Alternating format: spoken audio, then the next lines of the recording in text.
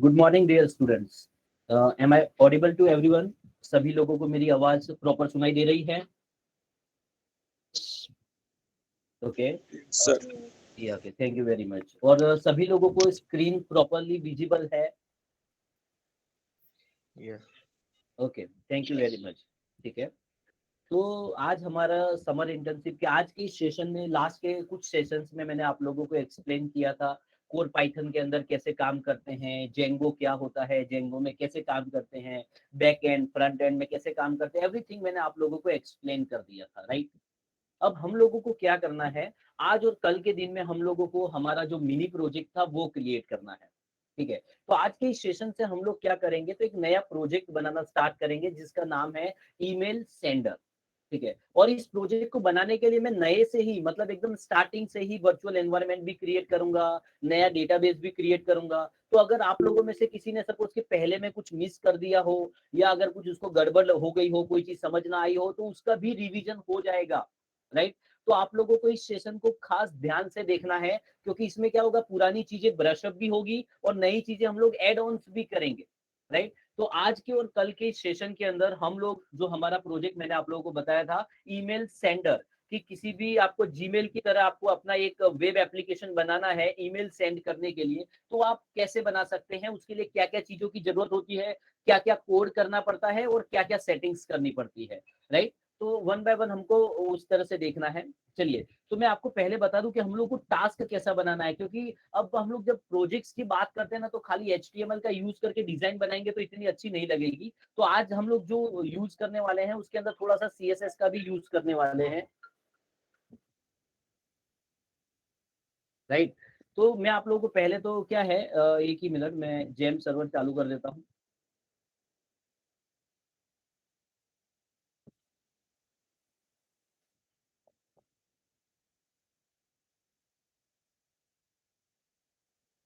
चलिए, GeM server चालू हो गया। तो मैं यहाँ पर आपको डिजाइन दिखा दूं एक बार, ताकि आपको समझ में आ जाए कि हम लोग को किस तरह की डिजाइन बनानी है। PHP के प्रोजेक्ट्स में मैंने वो डिजाइन बनाई थी, तो हम लोगों को पाइथन में भी सेम डिजाइन क्रिएट करनी है, राइट? तो हम लोग क्या करेंगे, उस तरह की डिजाइन बना देते हैं। जैसे कि कैसी डिजाइन बनानी है समझा देता हूँ मैं। क्या नाम था ये, चलो ऐसा देखिए, हम लोगों को, तो हम लोगों को कुछ इस तरह का व्यू बनाना है। क्या करना है, हम लोगों को कुछ इस तरह का व्यू बनाना है। आई रिपीट, आज के और कल के सेशन के अंदर हम लोगों को क्या करना है, एक ईमेल सेंड करने के लिए एक वेब एप्लीकेशन बनानी है, राइट? तो उसकी डिजाइन कुछ इस तरह से होगी। इस सेम टू सेम ऐसी डिजाइन हम लोग को पाइथन के अंदर क्रिएट करना है और ईमेल सेंड करना है, राइट? तो चलिए, हमको ये प्रोजेक्ट बनाना है ईमेल सेंडर, तो उसके लिए हम लोग स्टार्ट करते हैं। तो सबसे पहले तो मैं क्या करता हूँ कि मैं डेस्कटॉप पर आ जाता हूँ। क्या आ जाता हूँ, डेस्कटॉप पर, और हम लोग एक न्यू फोल्डर क्रिएट कर लेते हैं, ठीक है, अलग से ही। ठीक है, तो चलिए प्रोजेक्ट क्रिएट कर देते हैं, समर इंटर्नशिप है। तो प्रोजेक्ट का नाम दे देता हूँ मैं SI प्रोजेक्ट। क्या दे देता हूँ, SI समर इंटर्नशिप प्रोजेक्ट। चलिए, बन गया फोल्डर।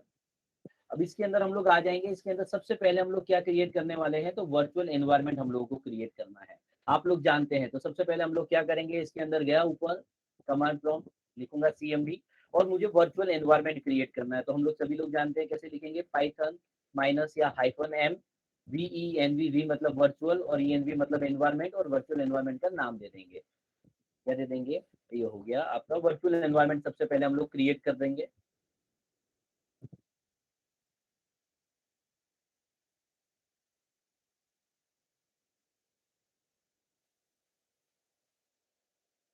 राइट, हम लोग जब तक वर्चुअल एनवायरनमेंट क्रिएट नहीं होता, हम लोग को we have to keep patience. चलिए, हमारा वर्चुअल एनवायरनमेंट क्रिएट हो गया है।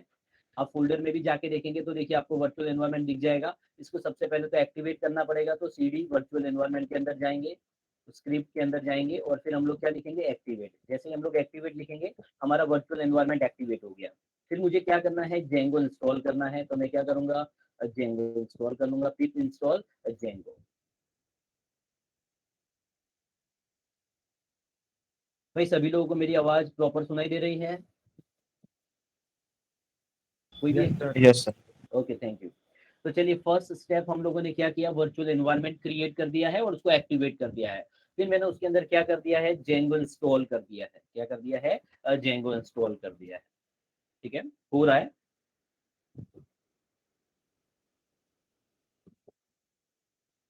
जेंगो इंस्टॉल हो गया, क्लियर स्क्रीन कर दीजिए। मुझे प्रोजेक्ट बनाना है, तो प्रोजेक्ट मुझे स्क्रिप्ट फोल्डर में नहीं बनाना है, तो उससे बाहर आना पड़ेगा।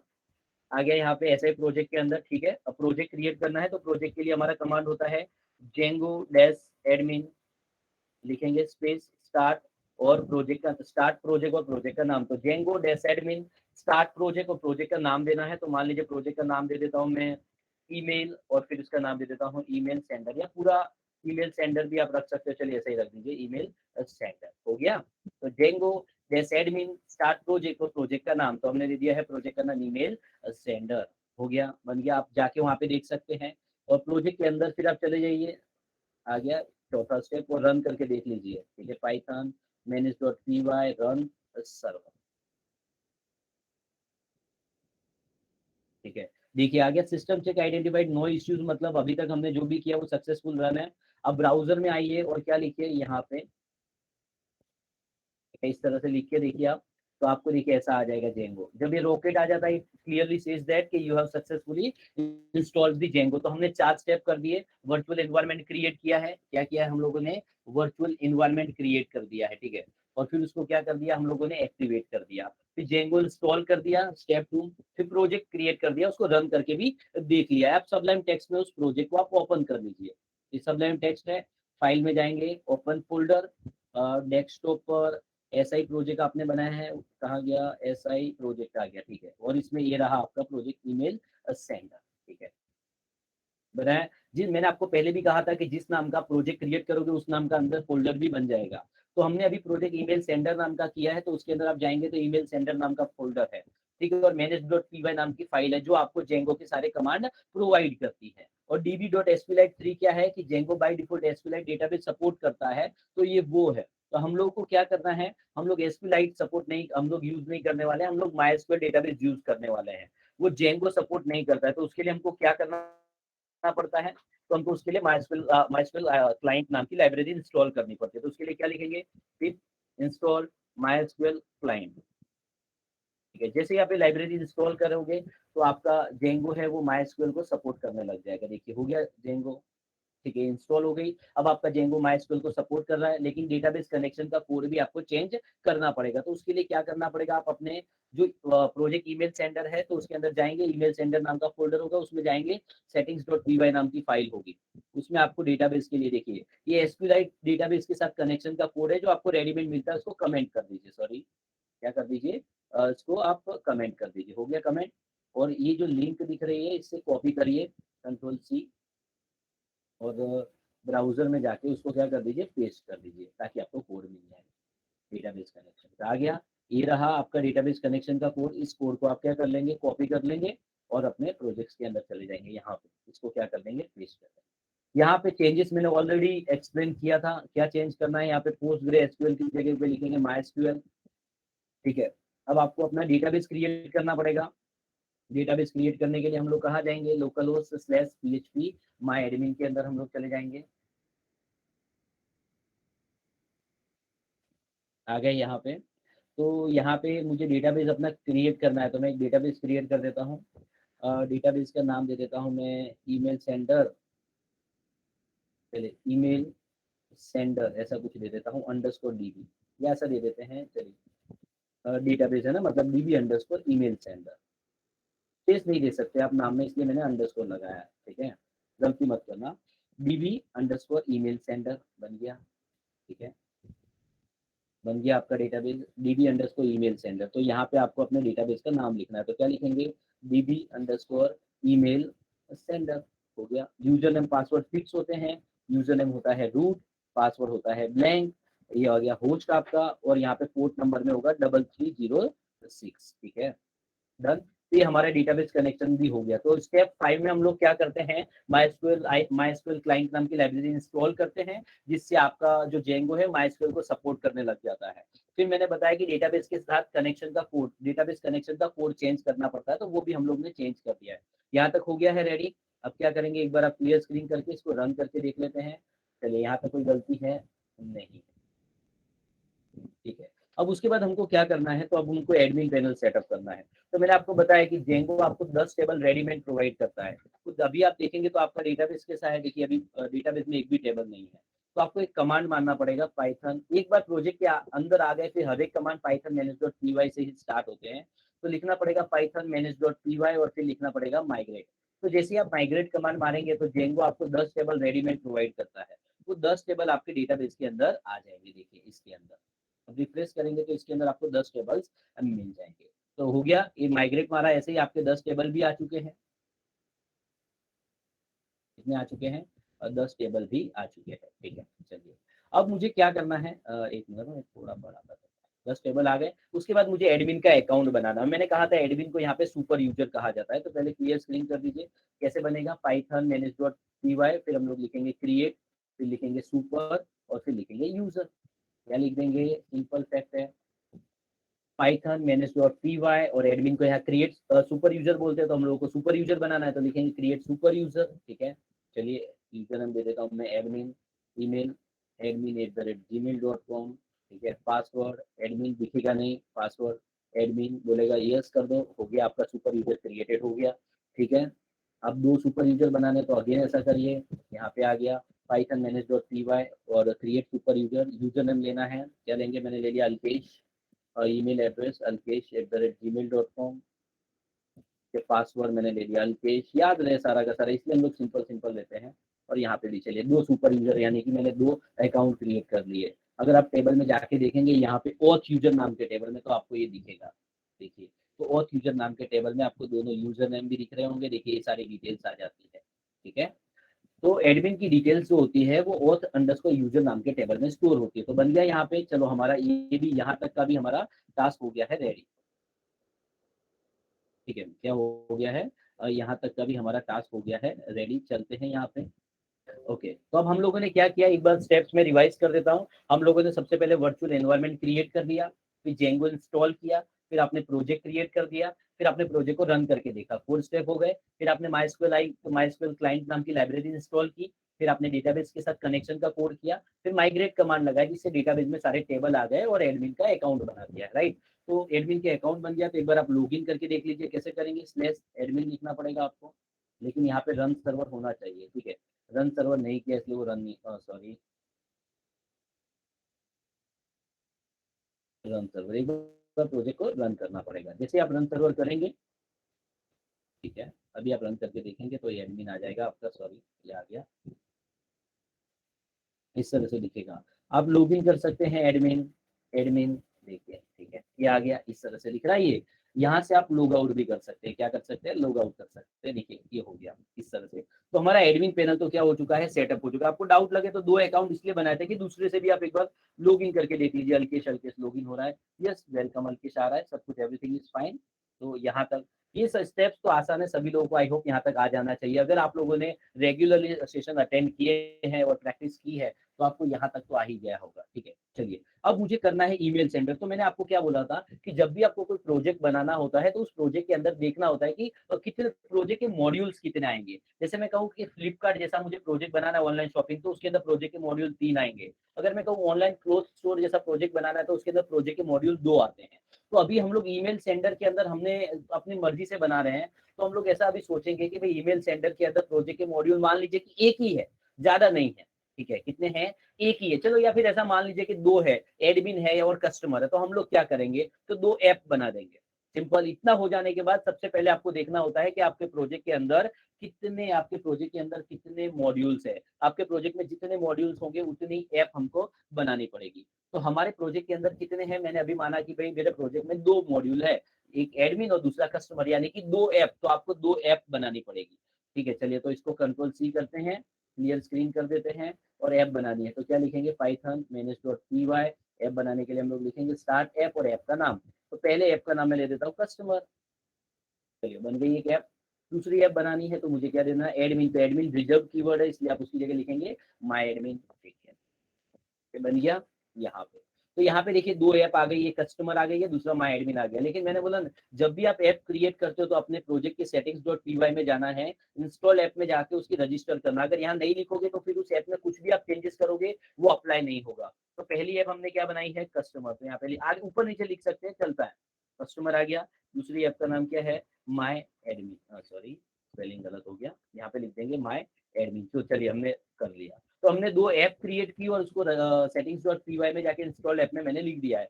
फिर भी आप फॉर क्या बोलते हैं हम लोग, एक बार अपने आप को मेक श्योर कि हमने कोई गलती नहीं की है, तो आप रन सर्वर करके देख लीजिए। जब भी आपको डाउट लगे कि मैंने इतना कोड कर लिया, थोड़ा थोड़ा आप कोड करो, उसके बाद एक बार रन सर्वर करके देख लेने का। इससे पता चलता है कि आपने अभी तक कोई गलती की है या नहीं, क्योंकि आप 10 स्टेप्स कर देंगे और फिर रन सर्वर लिखेंगे और फिर एरर आएगी, तो आपको पता करना पड़ेगा 10 में से कहाँ पे गलती हुई है। उससे तुलना में 2 स्टेप करो, रन सर्वर कर दो, कोई गलती नहीं है, फिर आगे बढ़ो, 2 स्टेप करो, रन सर्वर कर दो, कोई गलती नहीं, आगे बढ़ो, फिर रन सर्वर करो। अब गलती आई तो आपको पता चल जाएगा कि सिर्फ लास्ट के 2 स्टेप में से किसी में आपने गलती की, तो इससे आसान होगा। चलिए, ये बन गया आपका, ठीक है, डन, ओके। अब मुझे क्या करना है, मुझे ऐसा क्या करना है, तो मुझे ऐसा पेज बनाना है कि कस्टमर ईमेल सेंड कर पाए, मतलब मुझे ऐसी पूरी डिजाइन बनानी है। तो डिजाइन बनाने के लिए मुझे इस पेज बनाना पड़ेगा, एचटीएमएल का पेज। और आप जानते हैं कि जेंगो के अंदर एचटीएमएल के पेज हम लोग कहाँ पर स्टोर करते हैं, तो जेंगो के अंदर एचटीएमएल अगर पेजेस आप स्टोर करना चाहते हैं तो उसके लिए टेम्पलेट्स नाम का फोल्डर बनाना पड़ता है। तो ईमेल सेंडर के अंदर आया, राइट क्लिक करके एक न्यू फोल्डर मैंने बना दिया है टेम्पलेट्स। लास्ट के सेशन में मैंने ये सारी डिटेल्स आपको एक्सप्लेन कर दी थी, तो बना दिया टेम्पलेट्स। और टेम्पलेट्स में भी कैसा होता है, ऐप के अकॉर्डिंग। अब टेम्पलेट्स में हम लोग क्या करते हैं, देखिए, अब मेरे प्रोजेक्ट के अंदर जितने भी एचटीएमएल के पेजेस आप बनाएंगे वो टेम्पलेट्स में रखेंगे। बट प्रॉब्लम क्या है कि मान लो कि कस्टमर ऐप में एक पेज बनाना है, उसका कस्टमर ऐप में एक पेज है, उसका नाम है रजिस्टर डॉट एचटीएमएल, और एडमिन ऐप है, उसमें भी एक नाम है रजिस्टर डॉट एचटीएमएल। तो सेम नाम के पेजेस आप एक फोल्डर में नहीं रख सकते, इसलिए आप क्या करते हैं, टेम्पलेट्स के अंदर क्या करते हो, राइट क्लिक किया और एक न्यू फोल्डर बना दिया। मैंने लिख दिया यहाँ पे कस्टमर, ठीक है। और टेम्पलेट्स के अंदर दूसरा फोल्डर क्रिएट किया, उसका नाम दे दिया माय एडमिन। इसका मतलब क्या, देखो, टेम्पलेट्स में एचटीएमएल के पेजेस हम लोग रखेंगे जरूर, लेकिन फिर टेम्पलेट्स के अंदर कस्टमर के जो पेजेस होंगे वो कस्टमर फोल्डर में रखेंगे, और एडमिन के पेजेस होंगे वो एडमिन के फोल्डर में रखेंगे। हम लोग डायरेक्ट भी स्टोर कर सकते थे, लेकिन डायरेक्ट स्टोर करने में प्रॉब्लम क्या है कि आप मान लीजिए आपके प्रोजेक्ट में 3 ऐप है और तीनों ऐप के अंदर सेम नाम की कोई फाइल हो गई, तो मान लो कस्टमर है, सेलर है, एडमिन हो, तीनों के अंदर रजिस्टर डॉट एचटीएमएल नाम की फाइल है, तो क्या होगा, तो आप तीनों एक ही फोल्डर में रखेंगे तो ओवरराइड हो जाएगी, समझे, नहीं बना सकते। इसलिए आपको इस चीज का ध्यान रखना है कि टेम्पलेट्स में भी आपको मैंने क्या कहा, जेंगो के अंदर एचटीएमएल पेजेस हम लोग कहाँ पे रखते हैं, टेम्पलेट्स फोल्डर में। तो आपको सबसे पहले अपने प्रोजेक्ट में जाके टेम्पलेट्स फोल्डर बना देना है। और टेम्पलेट्स में भी हम लोग डायरेक्ट नहीं रखते हैं, ऐप के फोल्डर, ऐप वाइज हम लोग एचटीएमएल पेजेस रखते हैं। जैसे कस्टमर के पेजेस मुझे स्टोर करने हैं, तो टेम्पलेट्स में मैंने कस्टमर फोल्डर बनाया, उसमें रखूंगा। माय एडमिन के पेजेस रखने, तो माय एडमिन नाम का फोल्डर बनाया, उसमें रखूंगा, राइट। लेकिन अब जेंगो को कैसे पता चलेगा कि आप अपने सारे पेजेस है वो टेम्पलेट में रखने वाले हो, तो उसके लिए क्या करना है, अपने सेटिंग्स डॉट पीवाई में अगेन आपको चले जाना है, और यहाँ पर आपको टेम्पलेट्स मिलेगा, देखिए मिलेगा, और यहाँ पे DIRS लिखा होगा, इसके अंदर जाके आप फोल्डर का नाम लिख दीजिए। देखिए, मैं जनरली जेंगो में सभी लोग क्या होता है, एचटीएमएल के पेजेस जिस फोल्डर में रखते हैं उसका नाम टेम्पलेट्स ही रखते हैं, इसलिए हमने टेम्पलेट्स रखा है। लेकिन ऐसा कोई नियम नहीं दिया गया है कि आपको टेम्पलेट्स ही रखना है। अगर आप कुछ और रखना चाहते हैं, जैसे my HTML pages, all HTML pages, तो ऐसा भी कुछ आप क्रिएट कर सकते हो। लेकिन मैं प्रीफर करूंगा कि सभी लोग टेम्पलेट्स यूज करते हैं, तो भी आप टेम्पलेट्स ही यूज करिए, राइट, तो ज्यादा बेटर रहेगा। तो यहाँ पे हो गया। लेकिन अगर आप यहाँ गलती कर दिया, तो अगर आपने यहाँ पे टेम्पलेट में DIRS मतलब डायरेक्टरीज में टेम्पलेट लिखना भूल गए ना, तो फिर आपका पेज लोड नहीं होगा। क्या होगा भाई, कौन है जो भी है, म्यूट हो जाइए। अगर आप यहाँ पे लिखना भूल गए तो आपका कोई भी पेज लोड नहीं होगा, तो इसको खास ध्यान रखना है। डन, चलिए, तो हम लोगों ने यहाँ तक कर लिया। अब मुझे क्या करना है, अब मैंने आपको बताया कि मुझे एक पेज बनाना है। क्या बनाना है, पेज। तो पेज तो हम लोग कहाँ पे बनाते हैं, टेम्पलेट्स के अंदर। तो कस्टमर के अंदर आ गया, और इसके अंदर आए कस्टमर, मैंने एक नई फाइल बना दी, और उस फाइल का नाम मैं दे देता हूँ email.html, बराबर। इसकी डिजाइन भी मुझे बनानी है, तो मैं क्या करूंगा, डिजाइन बनाने के लिए हम लोग लिख देंगे HTML। आ गया यहाँ पे कुछ, देखिए, ईमेल, और यहाँ पे हम लोग लिख देंगे ईमेल डैश सेंडर। चलिए, बन गया ये पेज। लेकिन पेज को रन करने के लिए तो आपको क्या करना पड़ेगा, मैंने कहा ना कि यूजर साइड जेंगो के अंदर अगर आप कुछ भी करना चाहते हो, तो उसके लिए आपको क्या करना पड़ता है, एक फंक्शन बनाना पड़ता है। और वो फंक्शन हम लोग कहाँ पे बनाते हैं, व्यूज डॉट पी के अंदर। तो कस्टमर या एडमिन ऐप किसी में भी चले जाओ, चलिए हम लोग कस्टमर में ही जाते हैं। समझना, जेंगो के अंदर अगर यूजर साइड में आप कुछ भी करना चाहते हो, तो हर एक वर्क के लिए आपको एक फंक्शन बनाना पड़ता है। मुझे 10 वर्क करने हैं, 10 फंक्शन बनाने पड़ेंगे, 20 वर्क करने हैं, 20 फंक्शन बनाने पड़ेंगे। तो कस्टमर के अंदर अगर आप जाएंगे तो उसमें एक फाइल मिलेगी, और फंक्शन कहाँ बनाते हैं, व्यूज डॉट पी के अंदर। तो देखिए, व्यूज डॉट पी में आ गया मैं, बराबर। यहाँ पे आ गया, मुझे एक फंक्शन बनाना है, तो मैंने यहाँ पे लिख दिया, चलिए डेफ, फंक्शन का नाम लिख दिया मैंने, चलिए ईमेल, ऐसा लिख दिया। क्या लिख दिया, फंक्शन का नाम ईमेल। अच्छा, चलिए, ऐसे हो गया, डन। अब इसको रन करने के लिए मैंने बोला व्यूज में आप कोई भी फंक्शन बनाते हो उसके अंदर रिक्वेस्ट लिखना कंपलसरी होता है। तो आगे डेफ ईमेल आपने लिख दिया और पेज को रन करने के लिए आपको क्या करना पड़ेगा, ठीक है। अगर मैसेज प्रिंट कराना हो तो HTTP रिस्पॉन्स, पेज को रन करने के लिए हम लोग करते हैं रिटर्न रेंडर, और इसके अंदर दो पैरामीटर होते हैं। पहला पैरामीटर होता है रिक्वेस्ट, क्या होता है रिक्वेस्ट, देखिए ऐसा। दूसरा पैरामीटर होता है पेज का पाथ, तो आपने कहाँ पे रखा हुआ है, कस्टमर के अंदर। टेम्पलेट्स नहीं लिखना है उसके अंदर, तो कस्टमर के अंदर हमने बनाया है email.html। तो आपका हो गया एक पेज, तो फंक्शन हो गया रेडी। देखिए मुझे एक पेज बनाना, रन करना था, तो मैंने क्या किया, टेम्पलेट में गया, कस्टमर ऐप में एक email.html बना दिया। अब इस पेज को रन करने के लिए मुझे फंक्शन बनाना था, तो मैंने क्या किया, कस्टमर ऐप पे views.py में गया और इस पेज को रन करने के लिए मैंने क्या बना दिया, एक फंक्शन बना दिया, राइट। लेकिन मैंने आपको कहा था कि जेंगो के अंदर हर एक वर्क के लिए आपको एक फंक्शन बनाना होता है, लेकिन फंक्शन के अंदर का कोड कब रन होता है, जब आप इसको कॉल कराते हैं। और फंक्शन के अंदर क्या होता है, जेंगो के अंदर हर एक फंक्शन को आप डायरेक्टली कॉल नहीं करा सकते। जेंगो के अंदर फंक्शन कॉल होता है यूआरएल से, तो सबसे पहले आपको यूआरएल सेट करनी पड़ेगी। तो यूआरएल में दो तरह की यूआरएल होती है, प्रोजेक्ट यूआरएल और क्या बोलते हैं ऐप की यूआरएल। तो सबसे पहला प्रोजेक्ट यूआरएल, तो जो ईमेल सेंडर है उसके अंदर देखिए, ईमेल सेंडर में आप जाएंगे तो urls.py नाम की फाइल होगी है। तो सेट करने का तरीका क्या, सबसे पहला पाथ के पास आंख बंद करके इंक्लूड लिख दीजिए, आ गया इंक्लूड। उसके बाद देखिए सबसे पहला आपको मिलेगा, देखिए यहाँ पे, देखो यहाँ पढ़ोगे कमेंट में तो function views class based views, उसमें इंक्लूड अनदर यूआरएल कंट्री ये लिखा है। तो इस लाइन में से आपको ये कॉपी कर लेना है यहाँ से इतना, और इसके नीचे आपको क्या कर देना है, पेस्ट। हर एक ऐप के लिए आपको ये लाइन लिखनी पड़ती है। इंक्लूड तो एक बार ही लिखना है, तो जितनी भी ऐप क्रिएट करोगे उसके लिए यहाँ पे एक लाइन लिखनी पड़ती है। हमारी ऐप का नाम क्या है, तो बोले कस्टमर, आपने लिख दिया कस्टमर, हो गया, बस इसका काम करना।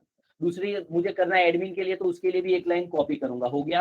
ये प्रोजेक्ट यूआरएल हो गई है मेरी सेटअप। अब मुझे ऐप की यूआरएल बनानी है, तो ऐप की यूआरएल के लिए फाइल बनी हुई नहीं होती, आपको बनानी पड़ती है।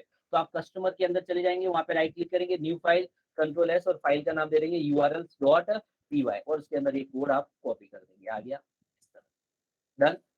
अब आपको क्या करना है, जब प्रोजेक्ट यूआरएल बनाते हैं तो इस थर्ड में से कॉपी करते हैं, और जब आप ऐप यूआरएल में होता है तो फंक्शन व्यूज में से कॉपी करते हैं। देखिए ये दिख रहा है ये, तो इस तरह से आप इसको कॉपी कर लेंगे यहाँ,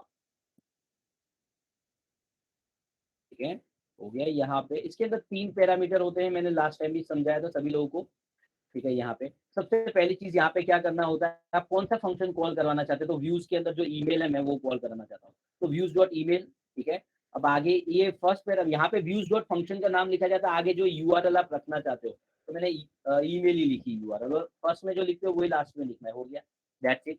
और यहाँ पे क्या करना होता है, इंपोर्ट कराना पड़ेगा। तो फ्रॉम आपकी ऐप का नाम क्या है, कस्टमर, और उसमें से हमको इंपोर्ट कराना पड़ेगा क्या, व्यूज। अगर ये नहीं कराओगे तो आपका फंक्शन काम नहीं करेगा। क्यों, इसका मतलब कस्टमर ऐप में से मैंने व्यूज नाम की फाइल यहाँ पे इंपोर्ट करवा दी urls.py। अब उसके बाद मैं व्यूज में से किसी भी फंक्शन को कॉल करवा सकता हूँ। अगर आप ये नहीं करोगे तो आप जब व्यूज डॉट ईमेल लिखोगे ना, तो ये फंक्शन कॉल नहीं होगा। समझिए, ये यूआरएल है फर्स्ट पैरामीटर, इसको आप चेंज कर सकते हैं। ये सेकंड पैरामीटर में फंक्शन का नाम है, तो फर्स्ट और थर्ड सेम रखना होता है, और बीच में यहाँ पे फंक्शन का नाम लिखना होता है। तो अब हमारा सब कुछ सेटअप हो गया। आप एक बार रन करके देख सकते हैं, अगर हमने कोई गलती नहीं की होगी तो हमारा सक्सेसफुली रन हो जाएगा। देखिए क्लियर स्क्रीन कर देते हैं, सॉरी, कंट्रोल सी, आ गया पाइथन मैनेज और py, चलिए रन सर्वर कर देते हैं, ठीक है।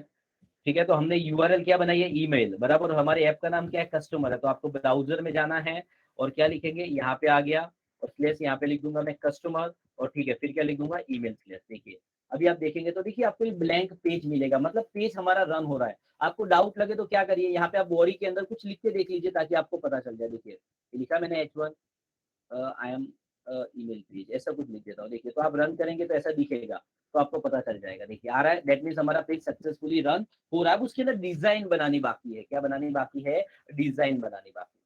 तो कोई बात नहीं, डिजाइन हम लोग बनाएंगे। तो अब हम लोग को क्या करना है, डिजाइन बनानी है। तो डिजाइन के लिए हमको बेसिक ऑफ सीएसएस का नॉलेज होना चाहिए, और मैं ऐसा कंसीडर कर रहा हूँ कि आप लोग अब बीई के 7th सेमेस्टर में हैं, तो आपको बेसिक्स ऑफ सीएसएस तो पता ही होगा, ठीक है। ऐसा हो सकता है कि हम लोग बहुत मास्टर हम लोग को ना हो डिजाइनिंग के, लेकिन एक एवरेज सीएसएस तो सभी लोगों को पता होनी ही चाहिए। अगर नहीं पता हो तो भी चिंता करने की जरूरत नहीं है, मैं यहाँ पे आपको हर एक चीज बताने वाला हूँ। देखिए मुझे इस तरह की डिजाइन बनानी है जो आप स्क्रीन पर देख रहे हैं। अब एक बात समझ लीजिए, सीएसएस की जब भी बात आती है तो सबसे पहले आपको डिवीजन टैग के बारे में पता होना चाहिए कि डिवीजन टैग क्या होता है। आपको नहीं पता हो तो मैं बता दूं कि आप कोई भी बॉक्स देखते हो ना, देखो डिवीजन टैग का मतलब होता है बॉक्स। चाहे ऐसा बॉक्स बनाना हो तो भी इसको डिवीजन बोलेंगे, ऐसा बॉक्स बनाना हो तो भी इसको डिवीजन बोलेंगे, ऐसा बॉक्स बनाना हो तो भी डिवीजन बोलेंगे, ऐसा बॉक्स बनाना हो तो भी डिवीजन बोलेंगे। समझ में आ रहा है? तो डिवीजन का मतलब होता है बॉक्स। जब भी आपको बॉक्स बनाना होगा ना, तो उसके लिए आपको एक डिवीजन बनाना पड़ेगा। जैसे मैं कहूँ कि मेरे को अभी 4 बॉक्स बनाने हैं, तो इसका मतलब मुझे 4 डिवीजन बनाने पड़ेंगे। देखिए ऐसे, डिवीजन ओपन और डिवीजन क्लोज, इस तरह से दिख रहा है। ये एक डिवीजन मतलब एक बॉक्स होता है। तो आप ध्यान से देखिए कि हमको इस तरह की डिजाइन बनानी है। तो इस डिजाइन के अंदर आप देखेंगे तो आपको पता चलेगा। चलिए डिजाइन देख के कोई मुझे बता सकता है कि इस डिजाइन के अंदर कितने बॉक्स बनाए हुए हैं मैंने? 3। 3 बॉक्स दिख रहे हैं सभी लोगों को। देखिए, एक तो ऊपर वो हेडर वाला जिसमें लिखा हुआ है ईमेल सेंडर वेब ऐप, नीचे दिख रहा हुआ है फूटर वाला कॉपीराइट, और एक बीच में कंटेंट वाला। मतलब आप यहाँ पे देखेंगे तो 3 बॉक्स है। मतलब जो मुझे डिजाइन बनानी है उसके अंदर मैं 3 डिवीजन बनाऊंगा, दिख रहा है? तो पहला हेडर के लिए तो ऐसा डिवीजन बना दूंगा। देखिए सॉरी, ये हेडर वाला, ठीक है, क्या बना दिया? हेडर के लिए। और जो भी बना रहे हैं उसके अंदर क्लास दे दीजिए। आप क्या दे दीजिए? क्लास। अभी हम लोग उसके ऊपर चर्चा करेंगे। क्लास दे दीजिए हेडर, सीएसएस के लिए, ठीक है। ये हो गया, हमने एक डिवीजन बना लिया हेडर के लिए। दूसरा कंटेंट, 3 बॉक्स थे तो 3 बॉक्स बना दिए, ठीक है। फिर आ जाएगा यहाँ पे, सॉरी, यहाँ आ गया फूटर। 3 बॉक्स थे तो हम लोगों ने 3 डिजाइन बना दी। मैंने क्या कहा, मुझे ऐसी डिजाइन बनानी है। क्यों मैंने आपके सामने रखा? ताकि इसको देख के आप विजुलाइज कर सके कि क्या है। तो इस डिजाइन को ध्यान से देखेंगे तो इस डिजाइन के अंदर 3 बॉक्स का यूज हुआ है, तो हम लोगों ने 3 डिवीजन बना दिए, ठीक है। अब मुझे पहले बॉक्स को हम लोग पकड़ते, 3 बॉक्स में जाने दो। पहला बॉक्स है हेडर, फिर कंटेंट है और फूटर है। तो अभी आप फूटर और कंटेंट को जाने दो, सबसे पहले हेडर को लेते हैं। तो हेडर में देखोगे तो ये बॉक्स के अंदर क्या लिखा हुआ है, देखो। अब मुझे इसको स्टाइल देनी है, दिख रहा है? तो स्टाइल देने के लिए आपको क्या करना होता है, अपने हेड टैग के अंदर चले जाना होता है, और वहां पे जाके आपको लिखना है स्टाइल टाइप टेक्स्ट सीएसएस, ऐसा लिखना पड़ेगा। अब यहाँ पे लिख सकते हैं। जो क्लास होता है उसको डॉट से हम लोग लिखते हैं, और जो आईडी होता है उसको हेड से लिखते हैं, हैज। तो यहाँ पे मैंने देखिए लिखा यहाँ डॉट हेडर, क्या लिख दिया? Dot header. इसका मतलब क्या कि इस डॉट हेडर के अंदर मैं जो भी प्रॉपर्टी लिखूंगा, तो जिस टैग के अंदर मैंने क्लास हेडर दिया उस टैग के ऊपर ही सारी सीएसएस अप्लाई हो जाएगी। तो देखिए सबसे पहले हेडर है ना, हेडर। तो मुझे इसको क्या करना है, मैं सबसे पहले इसको हाइट देना चाहता हूँ, ठीक है। तो मैंने हाइट इसको दे दी, मान लो 100 पिक्सल। एक प्रॉपर्टीज होती है, जैसे HTML के अंदर हर एक वर्ग के लिए टैग होता है, उसी तरह से CSS के अंदर हर एक वर्ग के लिए प्रॉपर्टी होती है। तो आपने दे दी इसको हाइट। तो हाइट कितनी हो गई? 100 पिक्सल हो गया, ठीक है। ठीक है, फिर उसके बाद मेरे को देना है विथ। अब आप विथ में समझिए, मान लो विथ में मैंने दे दी 200 पिक्सल, ठीक है, बन गया। तो हाइट दे दी आपने और विथ दे दी 200 पिक्सल। उसके बाद आपको क्या करना पड़ता है, बॉर्डर भी देनी पड़ती है। क्या देनी पड़ती है? बॉर्डर। यहाँ बॉर्डर लिखने की कुछ स्टाइल अलग है। बॉर्डर लिखने का तरीका है, आपको कितनी जाड़ी बॉर्डर चाहिए, तो एकदम पतली चाहिए, उससे जाड़ी चाहिए, ऐसा। तो मैंने यहाँ पे पहला विथ लिखना होता है। मैंने बोला 1 पिक्सल मोटी मुझे बॉर्डर चाहिए। अगर मैं 5 पिक्सल लिखूंगा तो थोड़ी मोटी बॉर्डर आएगी। फिर होता है पहला बॉर्डर कितनी विथ उसकी चाहिए। दूसरा आता है बॉर्डर स्टाइल। देखो अलग अलग टाइप की बॉर्डर होती है, डैश डैश बॉर्डर होती है, डॉट डॉट बॉर्डर होती है, और आप जो नॉर्मल लाइन वाली बॉर्डर देखते हैं उसको सॉलिड कहते हैं। तो क्या लिखते हैं? Border style. पहले उसकी विथ, स्टाइल, और फिर बॉर्डर का कलर। तो हम लोगों ने मान लीजिए मैंने लिख दिया है कलर ब्लैक, देखिए आ गया। अभी आप इस पेज को रन करके देखेंगे हमारे, तो कैसे दिखेगा आपको? ये रहा, चलिए। अब देखेंगे तो देखिए आपको ऐसा दिखेगा, देखो आ रहा है। क्यों? क्योंकि मैंने हाइट 100 पिक्सल दी है, विथ 200 पिक्सल दी है। लेकिन मेरे को अगर पूरे में चाहिए ना, तो आपको विथ हटा देना है। अगर जब आप विथ नहीं देते हो तो विथ 100% ले लेगा, मतलब पूरे में हो जाएगा बॉक्स। देखिए ऐसा आ रहा है, ऐसा समझ में आ रहा है? तो ध्यान रखिए, विथ कब देनी होती है कि जब आपको छोटा बॉक्स चाहिए। अगर आपको फुल विथ में चाहिए 100%, तो आपको वहां पे विथ देने की जरूरत नहीं है। तो हाइट दे दी, ये हो गया। मुझे उसमें बैकग्राउंड कलर देना है, तो आप दे दीजिए बैकग्राउंड कलर। मैंने रख दिया ब्लैक, क्या हो गया? ब्लैक। देखिए अभी हम लोग रन करेंगे तो देखिए हमको कैसा हो जाएगा, हमारा आ गया, दिख रहा है ये यहाँ पे, देखिए ऐसा बन गया। अब उसके अंदर बीच में मुझे लिखना है ईमेल सेंडर वेब ऐप। तो लिखने के लिए तो क्या करेंगे, ये आ गया कंटेंट, इसमें हम लोग लिख देंगे H1। क्या लिख देंगे? H1। और यहाँ पे लिख देंगे ईमेल सेंडर वेब ऐप, ऐसा लिख देंगे हम लोग, बन गया, ठीक है। लेकिन आप जब H1 से लिखते हो तो वो क्या होता है, सॉरी, जब आप H1 से लिखते हो तो ब्लैक कलर में दिखता है, और बैकग्राउंड ब्लैक दे दिया तो ब्लैक में ब्लैक कलर तो दिखेगा नहीं। तो जो H1 में जो लिखा है उसका कलर व्हाइट कर देते हैं। तो हम लोग क्या करेंगे, यहाँ पे देखो ऐसा टैग लिख सकते हैं, H1 लिख दिया मैंने, और इसमें दे दिया कलर। टेक्स्ट का कलर बदलना होता है तो उसके लिए कलर प्रॉपर्टी आती है, मैंने लिख दिया व्हाइट। इसका मतलब कि H1 के अंदर आप पूरे पेज में जहां पर भी H1 टैग लोगे, उसके अंदर जो भी लिखोगे वो व्हाइट कलर में ही दिखेगा। देखिए अभी आप देखेंगे तो व्हाइट कलर में दिखेगा, देखो आ गया। लेकिन वो लेफ्ट में है, सेंटर में लाना है तो जैसे टेबल की तरह H1 में भी आता है, आप लगा सकते हो हेडिंग में सेंटर टैग, क्या आता है? सेंटर, लाइन सेंटर कर दीजिए तो सेंटर में आ जाएगा। देखिए तो हमारा ईमेल सेंटर वेब ऐप आ गया, राइट, दिख रहा है यहाँ पे। उसी तरह से पहले फूटर भी बना लो आप, क्या बना लो? फुटर भी बना लो ताकि और ज्यादा बेटर दिखे। तो फुटर बनाने के लिए क्या करेंगे, सेम जो हेडर आपने बनाया था उसी तरह से फुटर दे देंगे। यहाँ पे हम लोग दे देंगे फुटर, सॉरी मतलब जिसकी क्लास फुटर है तो उसकी हाइट हेडर से थोड़ी कम रखनी है तो 70 पिक्सल दे देता हूँ। विड्थ तो उसमें भी फुल रखना है तो हम लोग नहीं दे देंगे। बैकग्राउंड कलर मैं दे देता हूँ ब्लैक ही, सेम चीज रख देता हूँ, ठीक है। और बॉर्डर देना पड़ेगा तो बॉर्डर हम लोग दे देते हैं 1 पिक्सल सॉलिड और ब्लैक, इसमें भी सेम हो गया, ठीक है। तो इसमें भी कुछ लिखना है इनडायरेक्ट कॉपीराइट तो हम लोग यहाँ पे सेम कॉपी कर लेते हैं। फुटर कहाँ गया, यहाँ पे लिखे अला, यहाँ पे हम लोग लिख देते हैं, ठीक है, @ लिख दिया आपने, चलिए हो गया। देखिए आ गया कॉपीराइट को, तो बीच में हमने कुछ बनाया नहीं है इसलिए वो जुड़ रहा है। बीच में आपको कंटेंट है तो कंटेंट वाला एरा डिवीजन, तो उसके लिए भी हमको स्टाइल देनी पड़ेगी। तो मैं यहाँ पे आ गया कंटेंट, कंटेंट का बॉक्स थोड़ा बड़ा है, विच तो 100% चाहिए, विच नहीं देना है लेकिन बॉक्स बड़ा इसलिए इसमें हाइट दे देंगे। तो हाइट मान लो मैंने 420 पिक्सल दे दिया, आप बड़ा घटा के देख सकते हो आपको जितना चाहिए।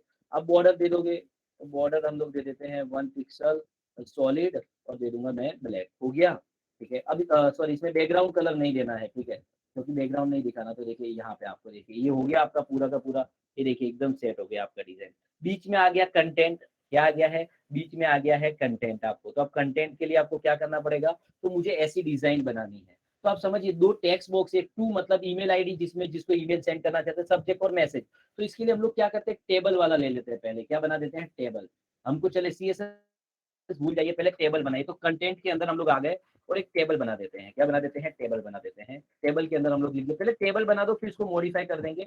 उसमें रो बनाने के लिए TR होता है, पहला TD। अभी देखिए मैं ऐसा एक्सपेक्ट कर रहा हूँ कि टेबल तो एटलीस्ट आपको आना चाहिए, और अगर टेबल नहीं आता है तो सोचिए कि आपका लेवल बहुत डाउन है, क्योंकि हम लोग बी के 7th सेमेस्टर में है और हमको HTML का टेबल नहीं आता है, ठीक है। तो आ गया मैंने टेबल, टेबल के अंदर पहली रो बना दी TD, उसमें मुझे लिखना था 2, ठीक है। दूसरा TD मैंने बना दिया, डन।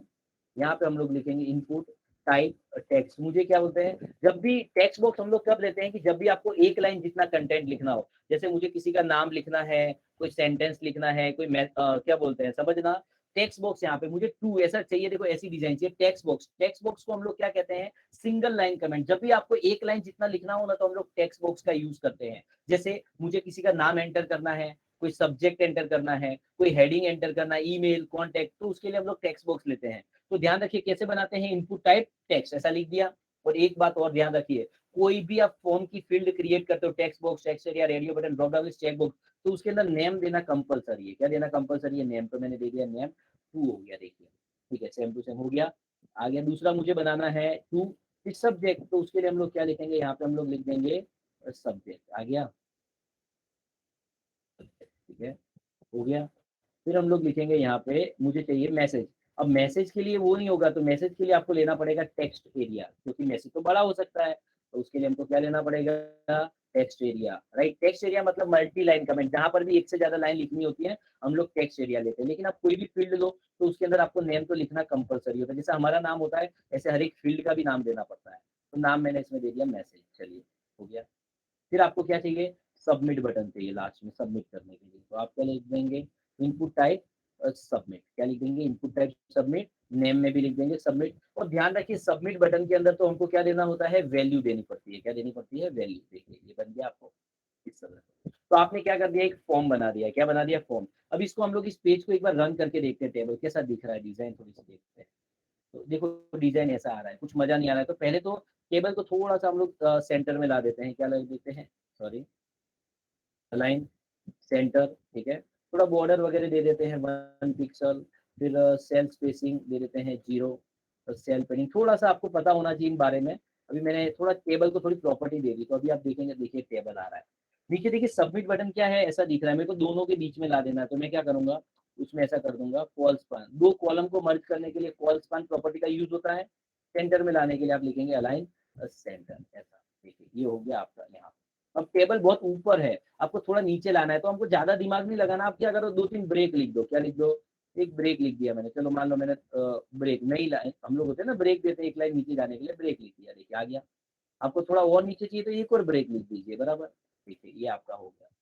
तो अभी क्या हो रहा है, डिजाइन आ रही है, क्या आ रही है, डिजाइन आ रही है, लेकिन डिजाइन इतनी अच्छी नहीं है। देखो अभी इसको भी अच्छी करेंगे। एक बात और समझ लीजिए पहले, देखिए जब भी आप कोई फॉर्म बनाओ तो उसके अंदर आप डिटेल एंटर करिए पहले, और क्लिक करके मान लो उसके अंदर डिटेल एंटर करी, फिर क्लिक करके देखो सबमिट बटन पे। अगर डिटेल क्लियर नहीं होती है तो इसका मतलब ये है कि आपने अपने फॉर्म के अंदर फॉर्म टैग नहीं लिया है, ध्यान रखिए। तो फॉर्म टैग लेना कंपलसरी है। क्या है, फॉर्म टैग लेना कंपलसरी। अगर फॉर्म नहीं लोगे तो डेटा सबमिट नहीं होगा। तो कैसे पता चलेगा, जब आप फॉर्म बना लेते हो उसके बाद आपको क्या करना है कि डिटेल फिलअप करके सबमिट पे क्लिक कर देते हो, सारी वैल्यू क्लियर हो जाती है, इसका मतलब आपने फॉर्म टैग लिया हुआ है। अगर क्लियर नहीं होती इसका मतलब फॉर्म टैग नहीं लिया है। तो जो भी फॉर्म टैग लेते हो उसके अंदर आपको क्या लिखना है, मेथड पोस्ट लिख देनी है। क्या लिख देनी है, मेथड पोस्ट लिख देनी है। देखिए ऐसा। अभी आप यहाँ पे डिटेल डालोगे बराबर, गेट मेथड कोई मत लिखना, समझ में आ रहा है। ऐसा देखिए, भले ये एरर आ रही है। गेट मेथड लिखने से क्या होगा, अगर फॉर्म के अंदर मैं मेथड गेट लिखूंगा तो अगर आप कुछ भी मेथड भी नहीं लिखोगे तो बाय डिफॉल्ट गेट ही गिनी जाएगी। गेट मेथड लिखने से ये डिसएडवांटेज होगा कि आप जो भी डेटा पास करोगे वो यूआरएल में दिखाई देगा, लाइक दिस। देखिए मैंने यहाँ पे आया, टू में लिख दिया alkesh@gmail.com, सब्जेक्ट में लिख दिया हेलो alkesh, मैसेज में लिख दिया मैंने मान लीजिए हाय। अभी अब मैं इसको सबमिट करूंगा तो आपको यूआरएल में सारे डेटा दिखाई देंगे। देखिए ऐसे दिख रहा है।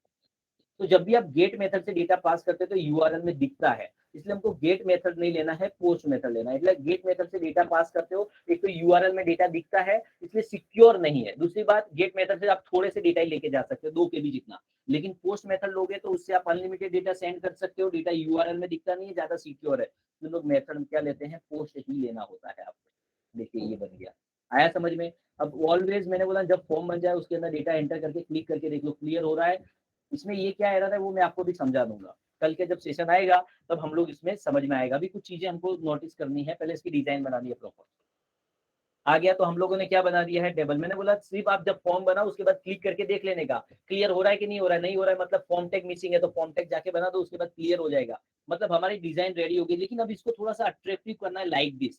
तो सबसे पहले तो मैं क्या करता हूँ पता है, कि टेबल हमने जो बनाया ना उसमें से हम लोग क्या करते हैं, बॉर्डर को निकाल ही देते हैं। क्या निकाल देते हैं, बॉर्डर को निकाल देते हैं। ये हो गया, क्या हो गया, बॉर्डर को हम लोग निकाल देते हैं। यहाँ पे हो गया, निकल गई बॉर्डर। सॉरी, कौन सा रन कर दिया ये। चलिए ऐसा आ रहा है। अब हम लोग को टेक्स्ट बॉक्स को थोड़ी सी स्टाइल देनी है, तो हम लोग क्या करेंगे पता है, यहाँ पे आ गया और मैंने लिख दिया टेक्स्ट बॉक्स मतलब इनपुट। तो आप यहाँ पे कैप्स इनपुट लिख देंगे। ठीक है, क्या लिख देंगे, इनपुट। ठीक है, सबसे पहले तो मैं उसकी विड्थ बढ़ा देता हूँ, विड्थ लिख देता हूँ 300 पिक्सल। क्या लिख देता हूँ, और हाइट लिख देता हूँ 30 पिक्सल। चलिए देखते हैं इससे कितना फर्क पड़ता है, एक बार रन करके देखिए। देखिए दिख रहा है, विड्थ हो गई है 300 पिक्सल और हाइट हो गई है 30 पिक्सल, दिख रहा है। लेकिन सबमिट बटन पे भी अप्लाई हो गया। हम तो सिर्फ टेक्स्ट बॉक्स पे देना चाहते थे क्योंकि आपने इनपुट लिखा है। सबमिट बटन भी कैसे बनता है, इनपुट टाइप सबमिट, इसलिए। तो आपको क्या करना पड़ेगा, जो इनपुट लिखा है ना उसके अंदर आप जाके खाली ऐसा लिख दीजिए कि type is equal to text. तो इसका मतलब क्या होगा, वो टेक्स्ट पे ही अप्लाई करेगा। किस पे अप्लाई करेगा, टेक्स्ट पे ही अप्लाई करेगा। आ रहा है, हो गया। तो देखिए बॉक्स थोड़े से हो गए, थोड़ा और बॉक्स को अच्छा करना है तो आप देखेंगे यहाँ पे, आप देखेंगे ना तो यहाँ पे क्या है, उनकी कॉर्नर राउंडेड है। तो अगर बॉक्स के कॉर्नर राउंडेड करने हो ना तो उसके लिए प्रॉपर्टी आती है बॉर्डर रेडियस। उसमें आप लिख दीजिए 10 पिक्सल। क्या लिख दीजिए, 10 पिक्सल। देखिए अभी आप करेंगे तो सॉरी, एक मिनट हो, सिर्फ चालू रखिएगा।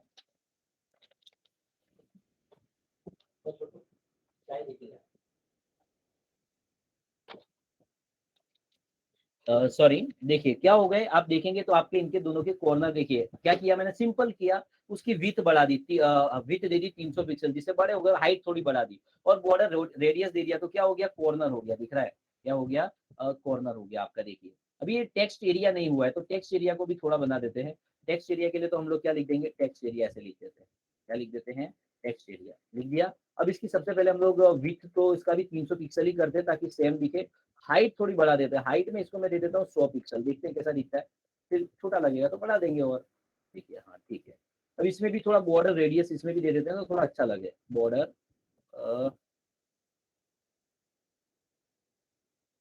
आ गया, 10 पिक्सल कर दिया मैंने, क्या कर दिया है, 10 पिक्सल। ठीक है, चलिए बन गया। अब देखो ये भी हो गया, सब कुछ रेडी हो गया, खाली हमारा जो सबमिट बटन है ना इसको थोड़ा अच्छा करना है। तो उसको अच्छा करने के लिए हम लोग क्या करेंगे, सिंपल यहाँ पे लिख देंगे हम लोग इनपुट। क्या लिख देंगे, इनपुट। और लेकिन इनपुट लिखूंगा सब भी अप्लाई हो जाएगा। सिर्फ सबमिट बटन पे लगाना है तो क्या लिखेंगे, इनपुट, और फिर हम लोग लिख देंगे यहाँ पे type is equal to submit. लिख दिया आपने, क्या लिख देंगे, सबमिट। तो इसकी विथ हम लोग कितनी बढ़ावे, तो विथ ज्यादा नहीं बढ़ाना है, विथ हम लोग कर देते हैं 100 पिक्सल। ठीक है, 100 पिक्सल विथ पे कैसा दिखता है पहले देख लीजिए आप। हाँ, इतना चल जाएगा। फिर हाइट थोड़ी बढ़ा देते हैं, हाइट में मैं कर देता हूँ चलो 40 पिक्सल में कितना दिखता है देखते हैं एक बार, वो पता चलेगा नहीं, करके देखिए आप। हाँ, चल जाएगा, इतना इनफ है। ठीक है, अब इसमें भी हम लोग क्या करते हैं, बैकग्राउंड कलर देते नहीं, इसको बॉर्डर रेडियस इसको भी कर देते हैं, बॉर्डर, हाँ गया यार, बॉर्डर, और यहाँ पे हम लोग डैश करके लिख देंगे रेडियस। हो गया, उसमें कर देता हूँ मैं 10 पिक्सल।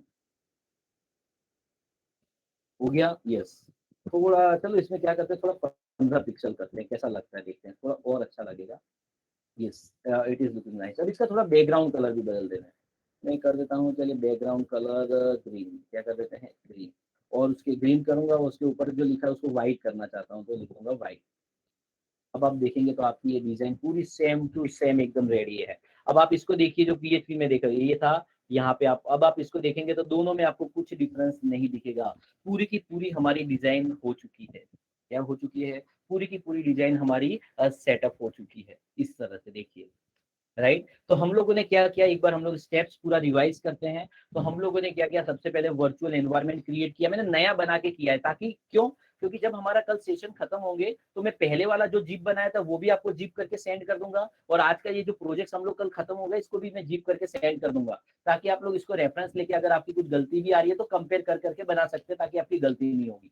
राइट, तो हम लोगों ने आज सबसे पहले क्या किया, तो सबसे पहले वर्चुअल एनवायरनमेंट मैंने क्रिएट कर दिया है। क्या कर दिया, वर्चुअल एनवायरनमेंट क्रिएट किया। फिर मैंने क्या किया, तो मैंने जेंगो इंस्टॉल कर लिया, स्टेप 2। फिर प्रोजेक्ट क्रिएट किया ईमेल सेंडर नाम का, और प्रोजेक्ट को रन करके देखा, राइट, रन सर्वर से कि सब कुछ प्रॉपर है या नहीं। तो 4 स्टेप हमारे यहाँ पे खत्म हो गए। 5वें स्टेप में मुझे पता चला कि जेंगो एसक्यूएलाइट सपोर्ट करता है, तो आपने माइस्क्यूएल क्लाइंट नाम की लाइब्रेरी डाली, तो वो माइस्क्यूएल सपोर्ट करने लगा। फिर हमने माइस्क्यूएल के साथ डेटाबेस कनेक्शन का कोड कर दिया। फिर हम लोगों ने 7 स्टेप माइग्रेट कमांड मारा, जिससे डेटाबेस के अंदर क्या हो गया कि 10 टेबल आ गए। फिर आपने एडमिन का यानी सुपर यूजर क्रिएट कर दिया। यहाँ तक हो गया, 8 स्टेप हो गए। 9 स्टेप में हमारे प्रोजेक्ट में 2 ऐप थी, 2 मॉड्यूल थे, एडमिन और कस्टमर। हमने तो 2 मॉड्यूल हमने बना दिए हैं। क्या बना दिए हैं, 2 मॉड्यूल बना दिए, यानी 2 ऐप बना दिए, कस्टमर बना दिया और एक एडमिन बना दिया। फिर मुझे क्या करना था कि भाई मुझे ये पेज, तो मैंने बताया पेज के लिए आपको टेम्पलेट फोल्डर बनाना पड़ेगा, तो एक मैंने टेम्पलेट फोल्डर बनाया और उसके अंदर कस्टमर ऐप में ये पेज बना दिया। इसकी स्टाइल देनी थी, तो मैंने स्टाइल के लिए सीएसएस का यूज करके इसको स्टाइल दे दिया, और इसको रन करने के लिए आपने प्रोजेक्ट यूआरएल और क्या बोलते हैं ये वाली यूआरएल सेटअप कर दी है। और इसके लिए थोड़ी सी मैंने सीएसएस देखिए, एकदम बेसिक सीएसएस लगाई है, वो हर कोई सीख सकता है। राइट, यहाँ तक फिर भी अगर किसी को समझ में नहीं आया हो, कोई क्वेरी हो तो बताइए। अब हम लोगों को क्या करना है, ये बन जाने के बाद हमको बहुत सारा चीजें सेटअप करनी है। राइट, तो वो सेटअप करने के दिन कुछ चीजें कोड करना पड़ेगा, सेटअप करना पड़ेगा। तो वो हमारा पूरा कल का सेशन जाएगा, थोड़ा देर भी लग सकती है कल में, तो उस सेशन के अंदर हम लोग करेंगे। बाकी आज के सेशन में इतना ही है, ताकि सब लोग, आप लोग आज इतना बना के रखो, ताकि आप लोग कल हम लोग जब आगे करें तो आप उसके अंदर सेटअप कर पाए और आपको कोई गलती ना हो। यहाँ तक स्टिल अगर यहाँ तक किसी को कोई चीज समझ में नहीं आई हो, कोई क्वेरी हो तो बताइए। सर, आप क्या दोनों कस्टमर और ईमेल सेंडर का यूआरएल के पेज दिखा सकते हैं? जी मैडम, दिखा सकते हैं। ये है यूआरएल का, ये है ऐप का यूआरएल है, ठीक है। और प्रोजेक्ट यूआरएल आपको देखना है तो ईमेल सेंडर के अंदर चले जाइए, और ईमेल सेंडर प्रोजेक्ट का। और सर व्यूज का भी दिखाओ ना एक बार। एक मिनट मैडम, व्यूज का भी दिखा देते हैं। व्यूज में तो नॉर्मल पेज रन करते हैं, लास्ट टाइम वैसे ही रन किया हुआ है। तो thank you sir. Okay, right. कल हम लोगों को क्या है कि कुछ इसके अंदर जैसे जीमेल में भी कुछ कॉन्फ़िगरेशन करना पड़ेगा, कुछ ईमेल का कुछ सेटअप करना पड़ेगा, और कुछ वैल्यूज लेने का थोड़ा सा कोड हम लोगों को थोड़ा सा सीखना पड़ेगा कल के दिन। कल बहुत इंपॉर्टेंट है, अगर कोई सेशन मिस कर जाएगा तो उसको बिल्कुल भी समझ में नहीं आएगा। राइट, इसलिए मैं चाह रहा हूँ कि ज्यादा कॉम्प्लिकेशन ना हो, इसलिए उस समय के अकॉर्डिंग ही मैं चला रहा हूँ। यहाँ तक अगर किसी को अभी भी कोई क्वेरी हो, कोई चीज समझ में नहीं आई हो, क्योंकि आज तो इतना कोई लेंदी लिया नहीं, हम लोगों ने जो पुराना किया था उसको ही सेटअप किया है। सिर्फ मैंने एक पेज को थोड़ा अट्रैक्टिव दिखे इसलिए डिजाइन उसकी बनाई है। लास्ट टाइम मैंने सिर्फ पेज रन करना सिखाया था, आज मैंने क्या किया, उसकी डिजाइन भी कैसे रन करते हैं वो मैंने आपको सिखाया है। अगर किसी को यहाँ तक बिल्कुल भी समझ में नहीं आया हो या कोई क्वेरी हो तो पूछिए, लास्ट टाइम पूछ रहा हूँ। है किसी को कोई क्वेरी? बस तो फिर आज के सेशन में इतना ही है। कल के सेशन में मैं आप लोगों को यहाँ से, जैसे हम लोग 2 में जिसकी भी ईमेल डालेंगे, सब्जेक्ट डालेंगे और मैसेज डालेंगे, तो जैसे सेंड बटन पे क्लिक करूंगा तो देखिए सबमिट दिख रहा है। सबमिट भी इतना अच्छा नहीं लग रहा है। अब सबमिट को नाम दे देते हैं हम लोग, सेंड कर देते हैं। क्या कर देते हैं, उसकी वैल्यू लिख देते हैं सबमिट बटन की, सेंड। तो क्या लगेगा, सेंड तो और ज्यादा अच्छा लगता है। हो गया, यस, राइट। तो आप इस तरह से, हम लोग का क्या रहेगा, 2 में ईमेल आईडी डालेंगे, फिर सब्जेक्ट डालेंगे, मैसेज डालेंगे। जैसे 2 पे मैं क्लिक करूँ और सब सेंड पे क्लिक करूंगा तो ईमेल सेंड हो जाएगा। सर हम्म, हम अगर जूम मीटिंग जैसी ऐप बना रहे तो हमारे कितने मॉड्यूल्स बनाने पड़ेंगे? जूम जैसी ऐप आप नहीं बना पाएंगे यार। जूम के लिए बहुत वीडियो पैनल और सब कुछ चाहिए होता है, समझे। वो पॉसिबल नहीं है किसी के एंड से। उनके लिए सर्वर चाहिए होते हैं, वीडियो पैनल, यूट्यूब जैसा पूरा, बहुत वो पॉसिबल नहीं है। समझ में आया? ठीक है, डाउट यहाँ तक किसी को? बस तो आज के सेशन में इतना ही।